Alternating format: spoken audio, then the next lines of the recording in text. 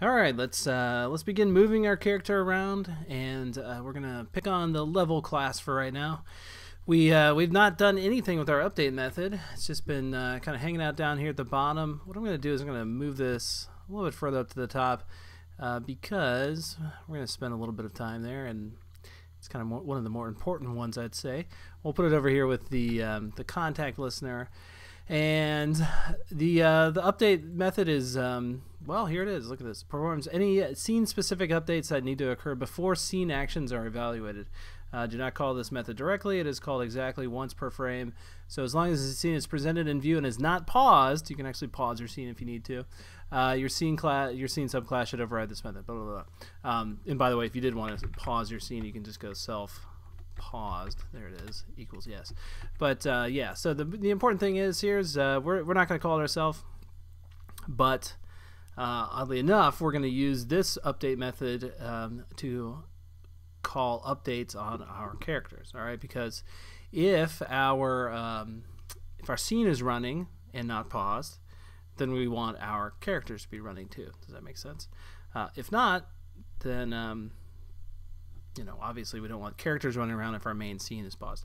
So here we go. One thing I'd like to do is put in here an NS log statement and just show you guys what the current time is.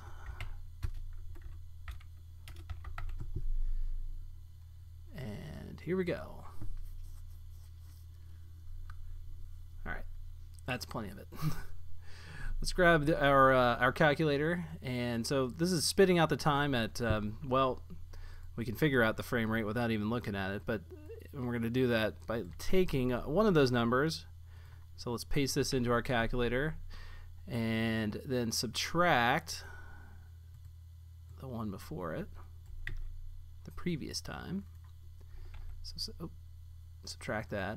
Okay, that gave us 0.03. And let's just remember this number, so I'm just going to copy it, put it over here, 0.03. If the frame rate was running at 60 frames per second, that would be 1 divided by 60. Now look at this. We've got 0.016. Now, if we were to multiply that by 2, oh, look how close that number is right there, 0.033. So by multiplying it by 2, that implies that we would be running at 30 frames per second, not 60. All right, because let's try that again. 1 divided by 30 equals, there it is, 0.033. So that is an indication of the frame rate. And of course, we've been able to see the frame rates from the beginning here. We can just go over here to show FPS equals yes or no if you didn't want to see it. But how are we going to use that? Well, we don't actually need to use it. Okay, I'm just gonna rely on this update method to call the update methods inside of our characters as quick as it possibly can, and I'm not going to worry about anything if it skips a beat. Okay, and with my testing, you know, I'm kind of fairly confident that this runs okay, and let's just proceed. But I thought that was kind of interesting to kind of check out what the current time was. All right, so get rid of that log statement right there, and what we're going to do now is enumerate through all of our children. So we're going to say my world enumerate child nodes with name, and there's a few options here. You can put in the exact name, which is what are going to end up doing. We could also put a star right here, which is going to go through every child inside of my world, and keep in mind our background is inside of there too. So that's kind of not ideal for us, especially since we know our children have all been named with a character. And the other option you could do is put in here / character, and that would actually go through any subchildren of children or parents inside of my world and pick them out as well. We don't need to do that though, so just put in character, and using block, actually let me just let that autofill in there, and now anytime it finds those children, let me finish this off.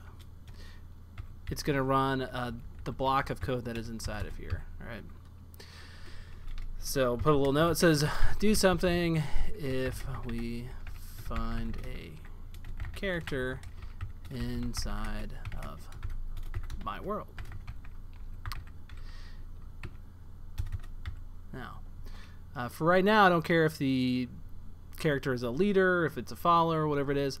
I do care, though, that I cast the node that we find, whatever that node is, as a CS character. Okay, so what I'm going to do is write character equals, and then I just put in here CS character followed by that pointer node. So all that's really happening here is I'm saying, listen, you found a node, all right, and if it finds that node, it basically just takes this, puts it inside of here. But at that point, it's just an SK node, all right, and what we're saying is, all right, if you find it, I know that it's going to be a CS character, so just make it equal to that. All right, so this equals that. Not a duplicate. I mean, it's not a, we're not creating two of them. They're now one and the same. But from here on out, my code's going to be all right with me making assumptions like, well, the one I'm about to make, which is now if I write in here character and I call one of my declared methods inside of this class, currently the only one I have is this create with dictionary. But I could do that. You know, I could write in here create with dictionary. You'll see that the code compiler fills that in because it knows that, hey, all right, that's a declared method of this class. That's not what I'm going to do, though. What I'm going to do is write update, and if we wanted to pass in the current time, we could. And, well, if, you know, do I want to do it or not? Well, let's just say update. Okay. And maybe we'll come back to that later. And let's do this, though. Just finish that off. So we'll come over here to our class now, and you're going to get this little warning that says, no visible at interface for CS character declares the selector update. That gets solved rather easily by just coming over here, writing void update. And of course, then we need to put this inside of our implementation file somewhere. That's a pretty important one, so we'll just put it down here for right now. But we'll make a little note: pragma mark update. All right, now let's put a little log statement that says update called on character. And we should actually see this 3 times per frame because we've got 3 of those characters on there, and it would make sense that it's going to find all 3 of them and call that particular method. So there we go. Update called on character, and here it is. It's running. By the way, I changed these to squares during the break. Just playing around. So yeah, that's a good sign. And now, just for the heck of it, let's try this. Let's put in here if self.paused equals a no. So we're going to kind of encapsulate that. And I wouldn't have thought that was necessary, but again, with some other testing, realized it was. And then let's go over here and pause the actual scene. So we'll just write in here 2 of these. Pause scene. Do that after a 4-second delay, and then after a 6-second delay we'll unpause it. So right over here, unpause scene, and then void pause scene.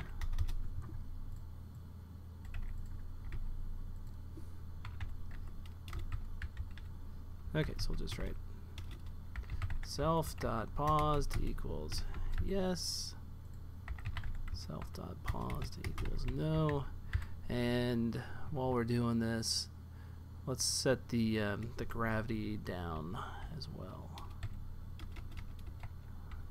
-0.1. Now let's do 0.9. A little quicker. All right. Run it again. Here's our little army showing up. They're going to descend down, and they've stopped. Look. And they're going again. Okay. That's a very good sign. That's exactly what we wanted to have happened. Ironically, though, if I didn't have that that pause test right here, the gravity would have stopped. Here, I'll show it to you. The gravity does stop. I mean, the physics simulation stops. See, there's the pause, but look, this is still running. Ah, right? Weird. And that is definitely counter to what I just read right here. So long as the scene is presented in view and is not paused. Interesting. Okay.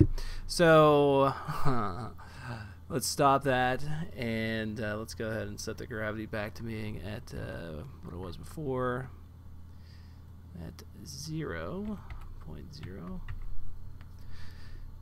And we don't need to run this any longer. We could leave those in, though. What the heck? Why not? All right, so let's head back over to our character class. Go up to the top, and let's put in here a couple new variables. This is going to be our speed,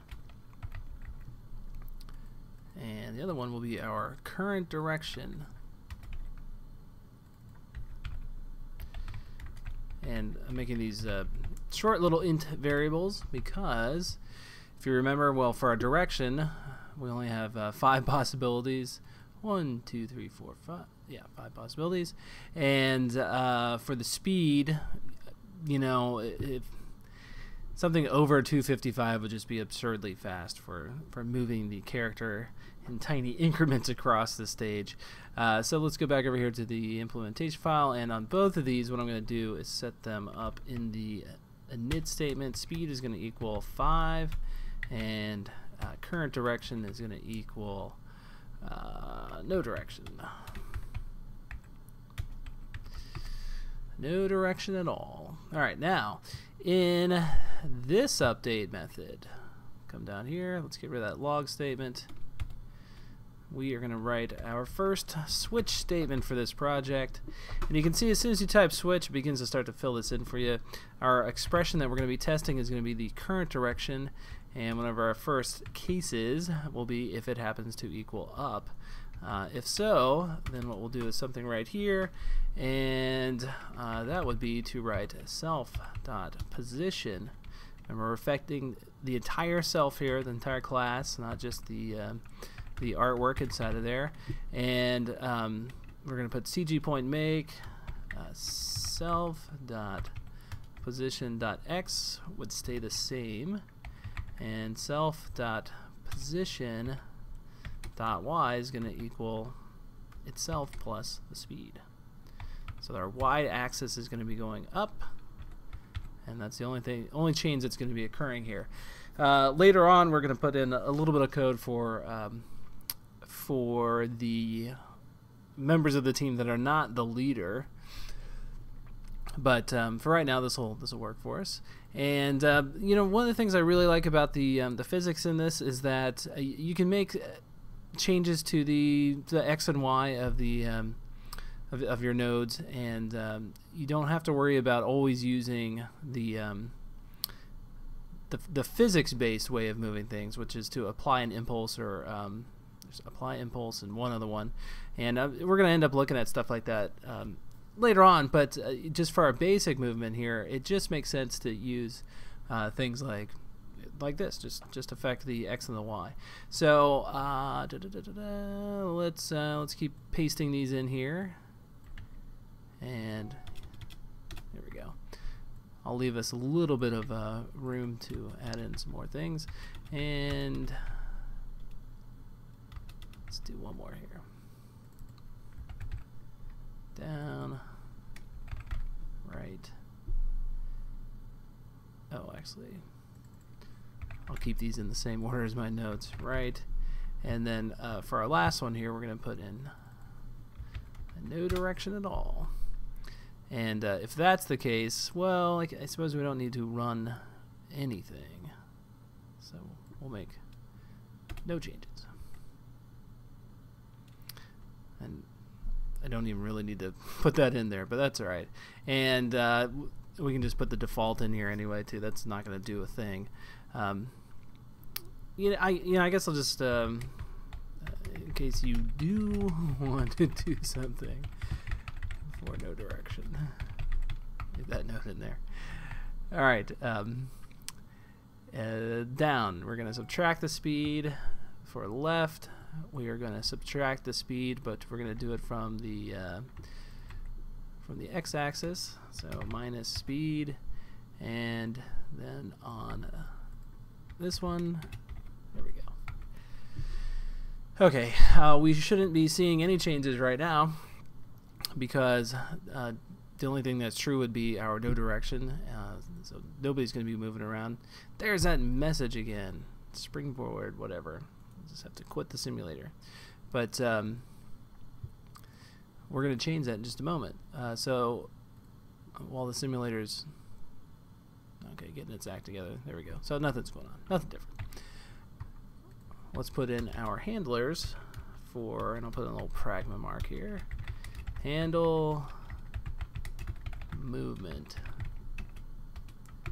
Okay, and these are also going to be ones that we need to declare, all right, because our level class is going to set each one of these anytime there's a change in movement. So when one of those gesture recognizers gets triggered, we're going to do something like move left with place.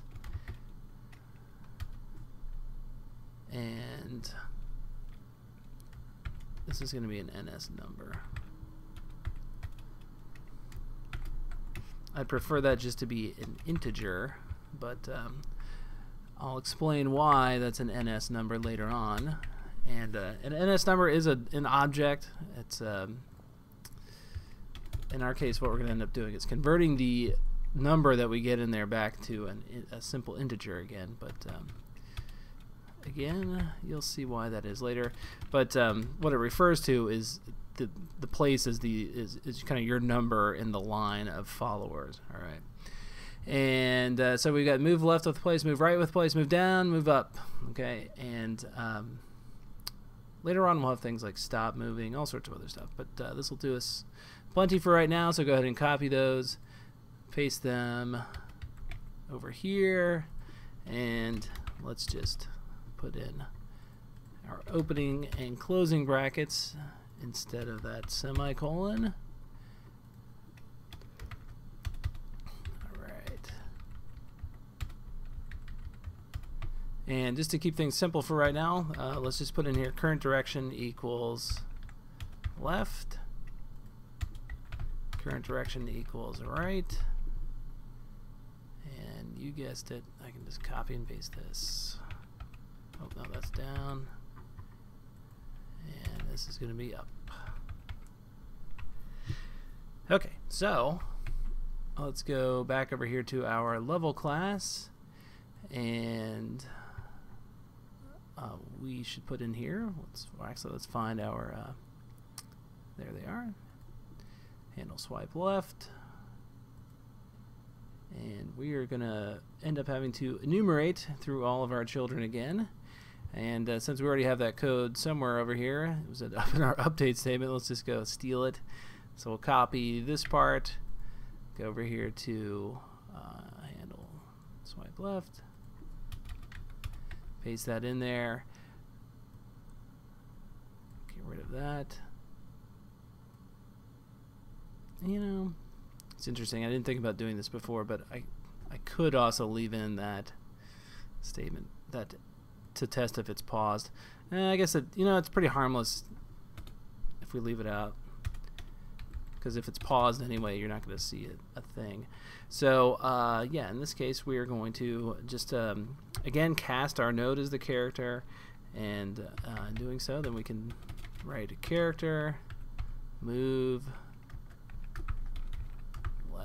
with place. And for right now, let's just put in here 0 for the place.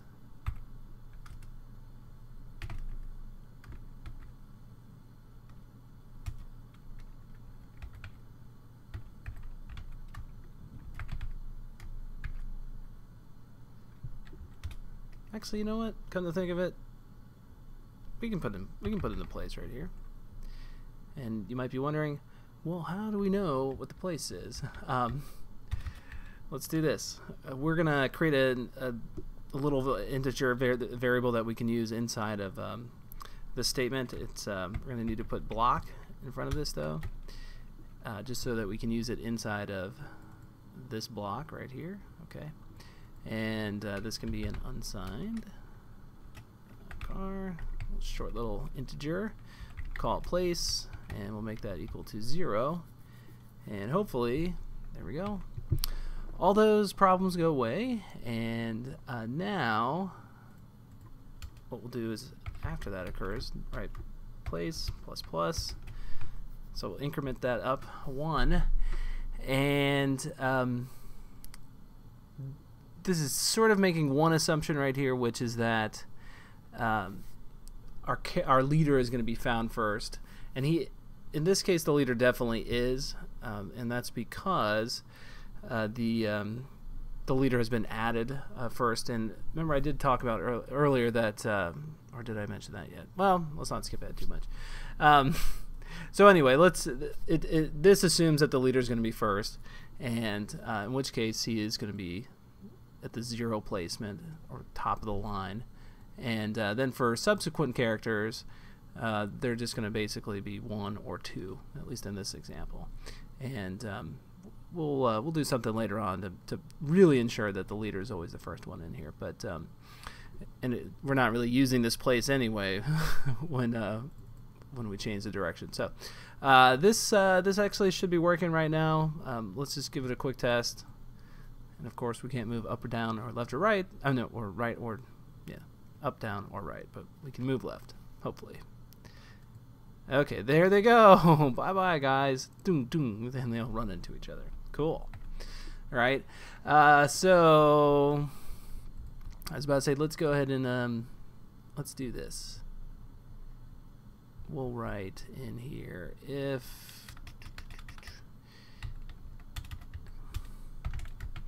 character equals leader. So we can put in there one little test, and could move that to right there. All right, kind of force that to be 0, and then we could put an else.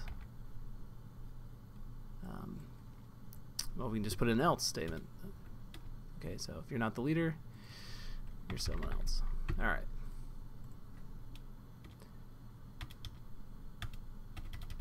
Let's just tighten that up a little bit, and we'll go ahead and use this same code for all these other ones. If you want to leave in the log statement, that's all right. We're just going to change this to move right with place.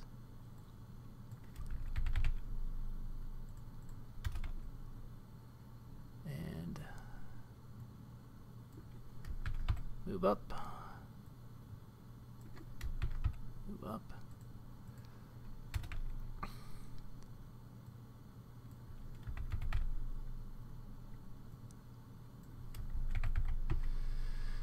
Okay, let's give it a shot here.